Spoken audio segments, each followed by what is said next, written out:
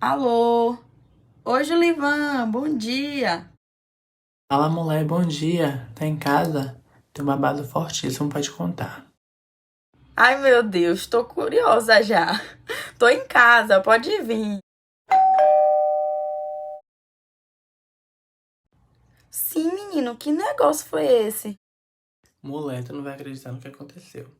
Me enviaram uma oferta relâmpago pelo e-mail. Isso tem mais ou menos uns 7 dias. De um iPhone 13 Pro Max, o verde espacial. Aquele que eu queria comprar. Por R$ 1.800, né? Espio de acho. Fui lá, né? E entrei por esse link que me enviaram pelo e-mail. Mas como abriu a página, tava toda em branco. Literalmente em branco. Só com o nome erro, bem grande, muito grande na página. Achei estranho. Eu fechei a página, né? E fiquei bem blasé, como se nada tivesse acontecido. Leigo, né? Mas menina, quando eu fui no mercado fazer a minha compra do mês e passei o meu cartão de débito, deu não autorizado. Mas cadê o saldo? Porque eu tinha saldo. Liguei pro banco revoltadíssimo. Eu tava no meu pior momento naquele dia.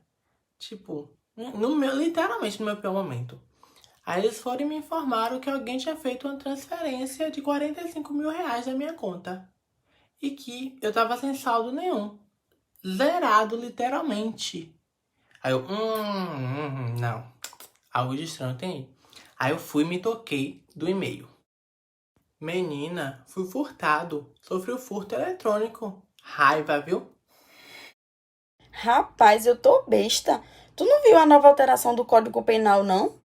Esse crime é o furto mediante fraude, que é quando é cometido por meio de dispositivo eletrônico ou informático, conectado ou não à rede de computadores, e está previsto no parágrafo 4º do artigo 155 do Código Penal. Ele foi incluído pela Lei 14.155 em maio de 2021. Estou sim. E olha que o dispositivo legal fala aqui. O furto mediante fraude é cometido por meio de dispositivo eletrônico ou informático, conectado ou não à rede de computadores, com ou sem a violação de mecanismos de segurança ou a utilização de programa malicioso ou por qualquer outro meio fraudulento análogo. A pena é de reclusão de 4 a 8 anos e multa. Mas menina, eu fui tão ludibriado que nem me atentei que estava caindo em uma fraude. Queria dar uma desperto, hein? Com o início da pandemia, a sociedade geral precisou se reinventar, porque foram adotadas medidas de prevenção para conter a proliferação dos vírus.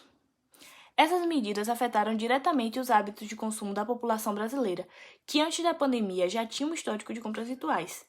Mas com as restrições sociais que impediam a livre tramitação em diversos setores do mercado, acabou que esse número aumentou. E com isso, aumentou também o número de furtos mediante fraude por meio deste veículo. Há casos em que não seja possível determinar o lugar da infração. Nesse caso, a competência será firmada pelo domicílio ou residência do réu.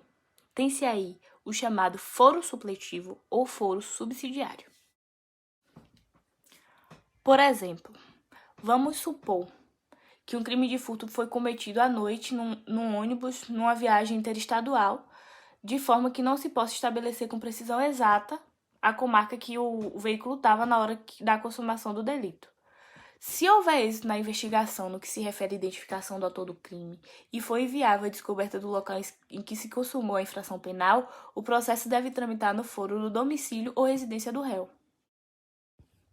A regra do artigo 72 de aplicação subsidiária do foro do domicílio ou residência do réu somente será possível se não for conhecido o lugar da consumação da infração.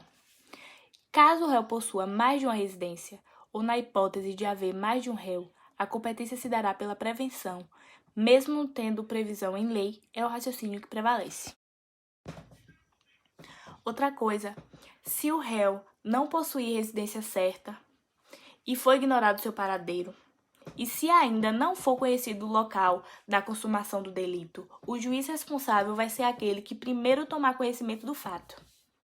A fraude nesse tipo de furto é justamente um meio utilizado para ludibriar a vítima, sem que ela perceba que está sendo vítima de um golpe que visa lhe tirar a guarda do seu bem.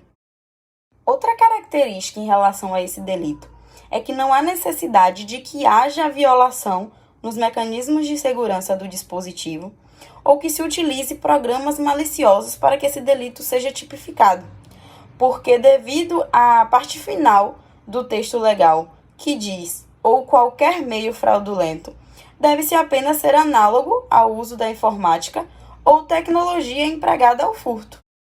É importante ressaltar também que a competência ela pode ser entendida como um limite de jurisdição de um determinado juízo. Aqui no Brasil, adota o princípio da improrrogabilidade da jurisdição, o qual trata da limitação da atuação da jurisdição em cada território. Apesar disso, a competência em si não se limita somente ao território. É necessária uma análise do caso concreto, podendo definir competência como o poder de atuação de um determinado órgão jurídico em relação a um determinado mérito. Em relação à competência de julgamento para esse tipo de delito, no momento que ocorrer a subtração, será aplicada conforme o artigo 70 do Código Penal, que trata dos crimes praticados à distância, no qual especifica que o juízo competente é, por via de regra, determinado pelo lugar onde o crime foi consumado, ou, no caso da tentativa, pelo lugar onde foi consumado o último ato da execução tentada. E olha, que ainda pode se aludir acerca do parágrafo 4º do artigo 155, que versa sobre alguns agravantes do delito de fraude por meio de dispositivo eletrônico ou informático para fins de aumento de pena. No seu caso, Julivan, quando o valor furtado decair em conta de banco particular, segue o entendimento de que o juízo responsável para julgamento será da Justiça Estadual, do local onde se situa sua agência bancária, segundo o entendimento do TRF da 4ª Região. Se caso ocorresse esse delito de subtração de dinheiro e o valor fosse depositado em uma conta bancária da Caixa Econômica Federal, o juízo competente para julgar seria a Justiça Federal, porque se trata de um banco público, conforme o artigo 109 da Constituição Federal de 88 e do entendimento do STF a respeito desse tema. Pois é, né? Que situação chata foi essa que eu me meti? Eu nunca na vida imaginaria que eu ia cair uma dessas. Em hipótese alguma. Mas agora, né, é só bola pra frente e esperar que o jurídico, o judiciário, resolva tudo.